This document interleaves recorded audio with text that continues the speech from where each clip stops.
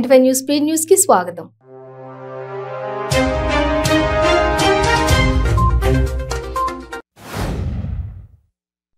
తెలంగాణ ప్రభుత్వంతో బిఎంఎస్ సంస్థ అవగాహన ఒప్పందం కుదుర్చుకుంది. సుమారు 800 కోట్ల రూపాయలతో హైదరాబాద్ లో కేంద్రాన్ని ఏర్పాటు చేయనుంది. పరిశ్రమల శాఖ మంత్రి కె తారక రామారావు సమక్షంలో అవగాహన ఒప్పందాన్ని కుదుర్చుకుంది. సికింద్రాబాద్ అపోలో ఆసుపత్రిలో తోట పవన్ ను సిఎల్పి నేత భట్టి విక్రమార్క, యూత్ కాంగ్రెస్ అధ్యక్షులు శివసేన రెడ్డి పరామర్శించారు. ఇటీవల వరంగల్లో హాత్ సే హాత్ జోడో రేవంత్ రెడ్డి పాదయాత్రలో టీఆర్ఎస్ నాయకుల దాడిలో గాయపడ్డ పవన్ తీవ్ర గాయాల పాలయ్యి ఆసుపత్రిలో చికిత్స పొందుతున్నాడు. మహబూబాబాద్ జిల్లాలోని కొర్వి మండలం మోదగులగూడెం గ్రామంలోని 2 నెలల చిన్నారిపై కోతి దాడి చేసింది. చిన్నారిని బొటనవేలును కోతి కొరికి వేసింది. వెంటనే తల్లిదండ్రులు చిన్నారిని ఆసుపత్రికి తరలించి చికిత్స అందజేశారు.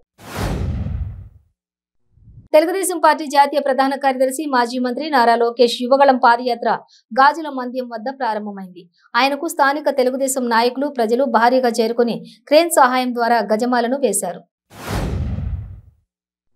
రవాణా రంగంలో కీలక పాత్ర పోషిస్తున్న లారీ, ఆచూర్ డ్రైవర్లు, క్లీనర్ల సమస్యల పరిష్కారానికి మదనపల్లె డ్రైవర్ అండ్ క్లీనర్ల అసోసియేషన్ కృషి చేస్తుందని municipal vice chairman association president Jinka Venkatachalapathi పేర్కొన్నారు.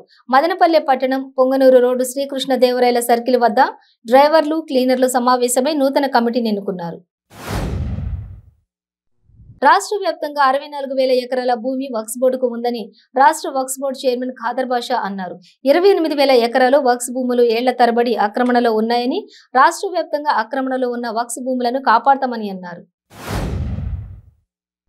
సికింద్రాబాద్ రైల్వే స్టేషన్లోని బళ్ళారి ఎక్స్ప్రెస్ కు బాంబు బెదిరింపు కాల్ రావడంతో వెంటనే రైల్వే రక్షక దళ, జీఆర్పీ పోలీసులు తనిఖీలు చేపట్టారు. బాంబు లేదని తెలియడంతో ప్రయాణికులు ఊపిరి పీల్చుకున్నారు. అనంతరం బళ్ళారి ఎక్స్ప్రెస్ ప్రయాణికులతో బయలుదేరింది. మెదక్ జిల్లా సర్దన గ్రామం హవేలీ ఘనపూర్ మండలంలో సర్దన శక్తి కేంద్రంలో కేంద్ర రాష్ట్ర బీజేపీ పార్టీ ఆదేశానుసారం నిర్వహిస్తున్న ప్రజాఘోష బీజేపీ భరోసా కార్నర్ మీటింగ్ కార్యక్రమంలో ముఖ్య అతిథిగా హైకోర్టు సీనియర్ న్యాయవాది, బీజేపీ సీనియర్ నాయకులు తాళ్లపల్లి రాజశేఖర్ పాల్గొన్నారు.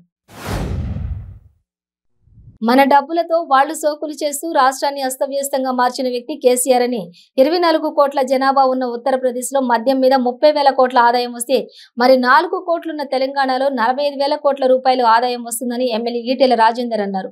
కామారెడ్డి జిల్లా ఎల్లారెడ్డి నియోజకవర్గం రామారెడ్డిలో బీజేపీ స్ట్రీట్ కార్నర్ మీటింగ్ కార్యక్రమంలో ఆయన పాల్గొన్నారు.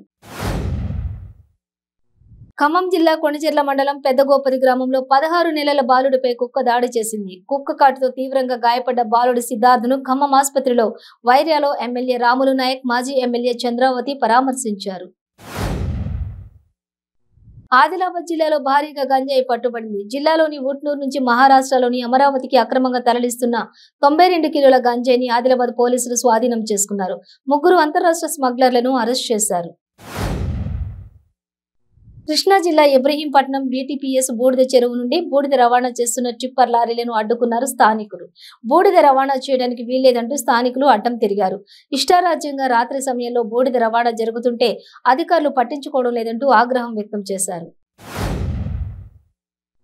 ఉయ్యాలవాడ నరసింహారెడ్డి జీవితం ప్రతి ఒక్కరికి ఆదర్శవంతమని రెడ్డి సంక్షేమ సంఘం రాష్ట్ర గౌరవ అధ్యక్షులు నారదరెడ్డి పేర్కొన్నారు. మదనపల్లె పట్టణంలోని ఓ ప్రైవేట్ పెన్షన్ హాల్ నందు స్వాతంత్ర్య సమరయోధుడు ఉయ్యాలవాడ నరసింహారెడ్డి వర్ధంతిని ఘనంగా నిర్వహించారు. ఏలూరు జిల్లా పెదపాడు మండలం కలపర టోల్ గేట్ వద్ద 74 లక్షలు విలువ చేసే అక్రమ గంజాయిని పట్టుకున్నట్లు జిల్లా ఎస్పీ రాహుల్ దేవ్ శర్మ తెలిపారు. ఏలూరు జిల్లా పోలీస్ కార్యాలయంలో ఆయన మీడియాతో మాట్లాడుతూ విశాఖ ఏజెన్సీ నుంచి తమిళనాడు రాష్ట్రానికి అక్రమంగా తరలిస్తున్న 735 కిలోల గంజాయిని కలపర టోల్ గేట్ వద్ద వాహన తనిఖీలో పట్టుబడినట్లు ఎస్పీ రాహుల్ దేవ్ శర్మ తెలిపారు. గుంటూరు జిల్లా తెనాలిలో నూతనంగా ఏర్పాటైన పోక్సో కోర్టును హైకోర్టు జడ్జి దుర్గా ప్రసాదరావు, జిల్లా కలెక్టర్ వేణుగోపాలరెడ్డిలు ప్రారంభించారు. ఈ సందర్భంగా దుర్గా ప్రసాదరావు మాట్లాడుతూ బాలికలపై జరిగే లైంగిక వేధింపులు, దాడులకు సంబంధించినటువంటి కేసులలో ఈ కోర్టు ద్వారా న్యాయం పొందవచ్చని చెప్పారు. కాకినాడ జిల్లా పెదపూడి మండలం కైకవోలు సెంటర్ సమీపంలో పెను ప్రమాదం తప్పింది.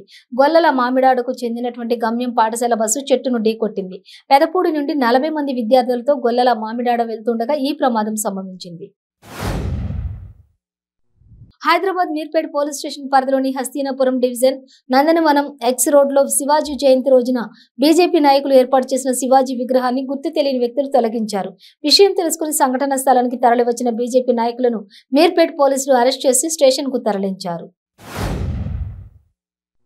తెలుగుదేశం పార్టీ నాయకులు కార్యకర్తలపై జరిగిన దాడులకు నిరసనగా కృష్ణా జిల్లా పామర్రు తెలుగుదేశం పార్టీ కార్యాలయం నుండి ఎన్టీఆర్ సర్కిల్ వరకు పామర్రు నియోజకవర్గం తెలుగుదేశం పార్టీ ఇన్ఛార్జి వర్ల కుమార్ రాజా ఆధ్వర్యంలో క్యాండిల్ ర్యాలీ నిర్వహించారు.